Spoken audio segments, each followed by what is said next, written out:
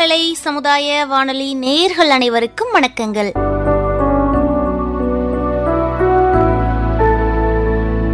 இன்றைய நாளுக்கான சிறப்பு தகவலோடு நம் வானொலியில் இணைகிறார் நம் அழகப்பா பல்கலை சமுதாய வானொலியின் இயக்குனர் முனைவர் எம் ஜோதிபாசு அவர்கள். வாங்க நேயர்களே, இன்றைய நாளுக்கான சிறப்பு தகவலை நம்ம கேட்டு தெரிஞ்சுக்கலாம். அழகப்பா பல்கலை சமுதாய வானொலி நேயர்களுக்கு அன்பு வணக்கம். இன்று பிப்ரவரி 2, 2023 உலக ஈரநில தினம் அல்லது சதுப்பு நிலங்கள் தினம் அனுசரித்து வருகின்றோம். ஆகஸ்ட் 30, 2021 ஆண்டு அன்று ஐக்கிய நாடுகள் சபையின் பொதுச்சபை ஈரநிலங்களின் விரைவான இழப்பை மாற்றியமைக்க, அவற்றின் பாதுகாப்பு மற்றும் மறு சீரமைப்பை ஊக்குவிப்பதற்கான அவசரத்தின் விழிப்புணர்வை ஏற்படுத்துவதற்காக இந்த பிப்ரவரி 2 உலக ஈரநில தினமாக, அதாவது சதுப்பு நிலங்கள் தினமாக அறிவித்தது. எதற்கும் உதவாத சாதாரண நிலங்கள் தானே இந்த சதுப்பு நிலங்கள் என்ற நமது அலட்சியத்தின் விளைவால் இன்றைய சுற்றுச்சூழல் சூனியமாகி கிடக்கின்றது. பருவம் தவறி மழை பெய்கிறது, வெள்ளச்சேதம் ஏற்படுகிறது, கடல் சீறுகிறது. இது போன்ற மனிதகுலம் எதிர்கொள்ளும் பல்வேறு பிரச்சனைகளுக்கு பின்னணியில் இந்த சதுப்பு நிலங்களின் அழிவும் ஒரு முக்கிய காரணியாக இருக்கின்றது. அதென்ன சதுப்பு நிலங்கள் என்ற கேள்வி உங்களுக்கு எழலாம். உலகெங்கிலும் உள்ள ஈரமான புல்வெளிகள், ஆறுகள், கழிமுகங்கள், கழிமுக மற்றும் கடலோர குடியிருப்பு பகுதிகள், பவளத்திட்டுக்கள், தாழ்வான நிலங்கள், குளம், குட்டைகள், ஏரிகள், மீன் வளர்க்கக்கூடிய குளங்கள், நீர்த்தேக்கங்கள், நெல் வயல்கள், சதுப்பு நில காடுகள் ஆகியவை இந்த ஈரநிலங்கள் என வகைப்படுத்தப்பட்டுள்ளன.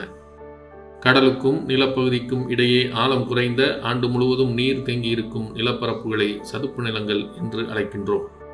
இந்த நிலங்களின் அழிவை தடுப்பதற்காகவும் இவற்றை பற்றிய விழிப்புணர்வை மக்களிடம் ஏற்படுத்துவதற்காகவும் ராம்சார் அமைப்பு என்ற சர்வதேச அமைப்பு செயல்பட்டு வருகின்றது. காஸ்பியன் கடலின் கரையில் உள்ள ஈரானிய நகரமான ராம்சார் நகரில் 1971 ஆண்டு நடைபெற்ற சர்வதேச முக்கியத்துவம் வாய்ந்த ஈரநிலங்கள் மீதான மாநாடு ஏற்றுக்கொள்ளப்பட்ட தேதியை இந்த பிப்ரவரி 2 குறிக்கின்றது.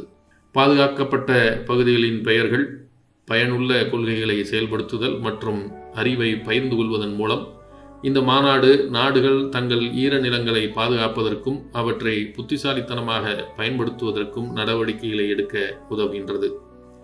172 நாடுகளால் ஏற்றுக்கொள்ளப்பட்ட இந்த மாநாட்டில் சேரக்கூடிய ஒவ்வொரு நாடும் சர்வதேச முக்கியத்துவம் வாய்ந்த ஈரநிலங்களின் பட்டியலில் சேர்க்க குறைந்தபட்சம் ஒரு ஈரநிலத்தை நியமிக்க வேண்டும் என்று இந்த மாநாடு வலியுறுத்தியது. முதலில் ராம்சார் நகரில் கூடியதால் இந்த அமைப்புக்கு ராம்சார் அமைப்பு என்று பெயரிடப்பட்டுள்ளது. உலகம் முழுவதும் உள்ள சதுப்பு நிலங்களை ஆராய்ந்த இந்த அமைப்பு அவற்றில் சிறப்பானவை என 1950 சதுப்பு நிலங்களை பட்டியலிட்டுள்ளது. இந்திய அளவில் இந்த பட்டியலில் 25 சதுப்பு நிலங்கள் இடம்பெற்றுள்ளன. தமிழ்நாட்டில் கோடியக்கரை, பழவேற்காடு ஆகியவை இந்த பட்டியலில் இடம் பிடித்துள்ளன. சதுப்பு நிலங்கள் சுற்றுச்சூழலையும் அதனுடன் தொடர்புடைய தாவரம் மற்றும் விலங்கு வகைகளையும் கட்டுப்படுத்தும் முதன்மையான காரணியாக இருக்கும் ஒரு சுற்றுச்சூழல் அமைப்புகளாகும். ஈரநிலங்களின் பரந்த வரையறையில் நன்னீர் மற்றும் கடல் மற்றும் கடலோர சுற்றுச்சூழல் அமைப்புகளான அனைத்து ஏரிகள் மற்றும் ஆறுகள், நிலத்தடி நீர்நிலைகள், சதுப்பு நிலங்கள் மற்றும் ஈரமான புல்வெளிகள், பீட்லேண்ட்ஸ் என்று அழைக்கப்படக்கூடிய பகுதிகள், சோலைகள், முகத்துவாரங்கள், டெல்டாக்கள் மற்றும் அலை அடுக்குகள், சதுப்பு நிலங்கள் மற்றும் பிற கடலோர பகுதிகள், பவளப்பாறைகள், மீன்குட்டைகள், நெற்பயிர்கள் வளர்க்கக்கூடிய நெல் வயல்கள், நீர்த்தேக்கங்கள் மற்றும் உப்பளங்கள் போன்ற மனிதனால் உருவாக்கப்பட்ட அனைத்து தளங்களும் இந்த வரையறையில் அடங்கும். இந்த நிலங்கள் மக்களுக்கும் இயற்கைக்கும் மிக முக்கியமானவை. இந்த சுற்றுச்சூழல் அமைப்புகளின் உள்ளார்ந்த மதிப்பு மற்றும் அவற்றின் சுற்றுச்சூழல், காலநிலை, சமூக, பொருளாதார, அறிவியல், கல்வி, கலாச்சார, பொழுதுபோக்கு மற்றும் அலையியல் பங்களிப்புகள் உள்ளிட்ட பலன்கள் மற்றும் சேவைகள், நல்வாழ்வு ஆகிய பண்புகளை கொண்டவை. அவை பூமியின் நிலப்பரப்பில் 6% மட்டுமே அடக்கியிருந்தாலும் அனைத்து தாவர மற்றும் விலங்கு இனங்களின் 40% ஈரநிலங்களில்தான் வாழ்கின்றன அல்லது இனப்பெருக்கம் செய்கின்றன. இந்த ஈரநில பல்லுயிர் பெருக்கம் நமது ஆரோக்கியம், உணவு வளங்கள், சுற்றுலா மற்றும் வேலை வாய்ப்புகளை அளிக்கின்றது. சதுப்பு நிலங்கள் மனிதர்களுக்கும் பிற சுற்றுச்சூழல் அமைப்புகளுக்கும் நமது காலநிலைக்கும் மிகவும் இன்றியமையாதது. வெள்ளக்கட்டுப்பாடு மற்றும் நீர் சுத்திகரிப்பு உள்ளிட்ட நீர் ஒழுங்குமுறை போன்ற அத்தியாவசிய சுற்றுச்சூழல் அமைப்பு சேவைகளை இவை வழங்குகின்றன. உலகெங்கிலும் உள்ள 1 பில்லியனுக்கும் அதிகமான மக்கள், அதாவது பூமியில் உள்ள 8 பேரில் ஒருவர், தங்கள் வாழ்வாதாரத்திற்காக இந்த ஈரநிலங்களையே நம்பியுள்ளனர். சதுப்பு நிலங்கள் மிக உயர்ந்த வீழ்ச்சி, இழப்பு மற்றும் சீரழிவு விகிதங்களை கொண்ட சுற்றுச்சூழல் அமைப்புகளில் ஒன்றாகும். உலகளாவிய பல்லுயிர் மற்றும் சுற்றுச்சூழல் அமைப்பு செயல்பாடுகளில் தற்போதைய எதிர்மறை போக்குகளின் குறிகாட்டிகள் விரைவான மனித மக்கள் தொகை வளர்ச்சி, நீடிக்க முடியாத உற்பத்தி மற்றும் நுகர்வு மற்றும் அது தொடர்புடைய தொழில்நுட்ப வளர்ச்சி, அத்துடன் காலநிலை மாற்றத்தின் பாதகமான தாக்கங்கள் போன்ற நேரடி மற்றும் மறைமுக இயக்கிகளுக்கு பதிலளிக்கும் வகையில் தொடரும் என்றே கணிக்கப்பட்டுள்ளது. சதுப்பு நிலங்கள் பூமியின் மிகவும் ஆபத்தான சுற்றுச்சூழல் அமைப்பாகும். அவை காடுகளை விட 3 மடங்கு வேகமாக மறைந்து வரக்கூடிய ஆபத்தான சூழலில் இருந்து வருகின்றன. வெறும் 50 ஆண்டுகளில், அதாவது 1970 முதல் உலகின் 35% ஈரநிலங்கள் இழக்கப்பட்டுள்ளன.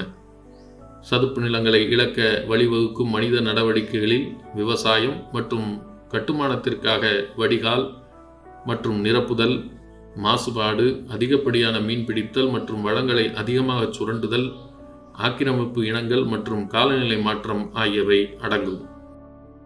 வேலைகள், வருமானங்கள் மற்றும் அத்தியாவசிய சுற்றுச்சூழல் அமைப்பு சேவைகள் ஆகியவற்றை கொடுக்கும் சதுப்பு நில இழப்பு, அச்சுறுத்தப்பட்ட வாழ்வாதாரங்கள் மற்றும் ஆழமடையும் வறுமை ஆகியவற்றின் இந்த தீய சுழற்சியானது சதுப்பு நிலங்களை தரிசு நிலங்களாக தவறாக பார்ப்பதன் விளைவாகும். காலநிலை மாற்றத்தின் சகாப்தத்தை வரையறுக்கும் உலகளாவிய அச்சுறுத்தலுக்கு ஈரநிலங்கள் ஒரு இயற்கையான தீர்வாகும். அவை கார்பன் டை ஆக்சைடை உறிஞ்சி உலக வெப்பத்தை மெதுவாக்கவும் மாசுபாட்டை குறைக்கவும் உதவுகின்றன. எனவே அவை பெரும்பாலும் பூமியின் சிறுநீரகங்கள் என்று குறிக்கப்படுகின்றன. பீட்லேண்ட்ஸ் மட்டும் உலகின் அனைத்து காடுகளையும் சேர்த்து 2 மடங்கு கார்பனை சேமித்து வைக்கின்றது. ஆனால் வடிகால் மற்றும் அழிக்கப்படும் போது ஈரநிலங்கள் அதிக அளவு கார்பனை வெளியிடுகின்றன. சதுப்பு நிலங்கள் வெள்ளம், வறட்சி, சூறாவளி மற்றும் சுனாமி ஆகியவற்றின் தாக்கங்களுக்கு எதிராக ஒரு இடையகத்தை வழங்குகின்றது. மேலும் காலநிலை மாற்றத்தை எதிர்க்கும் திறனை உருவாக்குகின்றன. இவை அழிவதால் உயிர்ச்சங்கிலி உடையும், பல்லுயிர் வளம் பாதிக்கப்படும், சுற்றுச்சூழல் சூனியமாகும், நிலத்தடி நீர்வளம் நீர்த்துப் போகும், முக்கியமாக நீரை வடிகட்டி நன்னீராக மாற்றும் செயல் நின்றே போகும். உணவுச் சங்கிலியின் உறுதியான பிணைப்பை உறுதி செய்யும் ஈரநிலங்களின் அழிவு பேரழிவை ஏற்படுத்தும் என்பதில் எந்த சந்தேகமும் இல்லை. ஆழிப்பேரலையான சுனாமியின் சீற்றத்தை தடுத்ததில் அலையாத்திக் காடுகள் ஆற்றிய மகத்தான பணியை நாம் மறந்துவிடக்கூடாது. கடற்கரையோரங்களில் கோடிகளை செலவிட்டு கொட்டப்படும் காங்கிரீட் கற்களை விட 1000 மடங்கு மேலானவை அலையாத்திக் காடுகள்.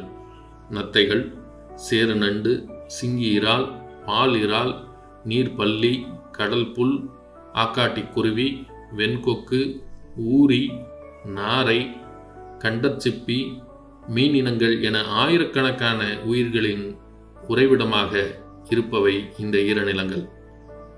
சுற்றுச்சூழல் மாசை ஏற்படுத்தும் கார்பனை சேமித்து பங்களிப்பதில் மிகச் சிறப்பான பணியாற்றுபவை இந்த ஈரநிலங்கள்.